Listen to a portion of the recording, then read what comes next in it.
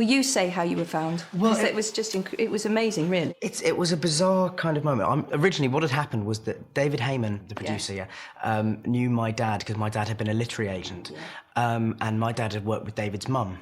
And so David sort of asked my dad if I would audition, and the original deal was that we'd heard was going to be to do 6 films, and it was going to be done in America, and it was all sort of, you know... It was going to be done in America. No one ever told me that. Well, obviously, maybe that's why it changed, because you probably put your foot down at some point, or they just went, Joe won't agree to that.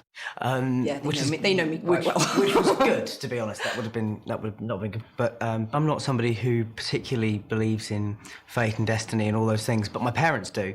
And so the final straw was the fact that I went to the theatre to see a production of Stones in His Pockets, and David Heyman and Steve Clovis, who adapted all but one of the books, happened to be sitting in the row in front. You believe it? And I was sat there for the whole time thinking, why is that man keep staring looking at me? around This is very creepy. It was very creepy. I need to phone someone. It was very odd. And I remember at the interval, my mum and my dad both looking kind of quite intense about something. But you know, when as a kid you're aware that you're being purposely kept out of the loop, you know, for your own good kind of thing.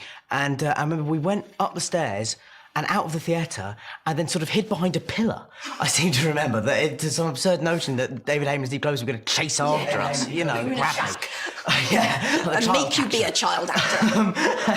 And then there was some debate as to whether we would go back in for the second half, but I was really enjoying the play. Yeah, and so we went back in, and then the next day they kind of, my mum and dad sort of went, oh, well, maybe it is the gods sort of trying to tell us something, you know. But there were a lot of strange coincidences. And then they called me and said, we think we've found him.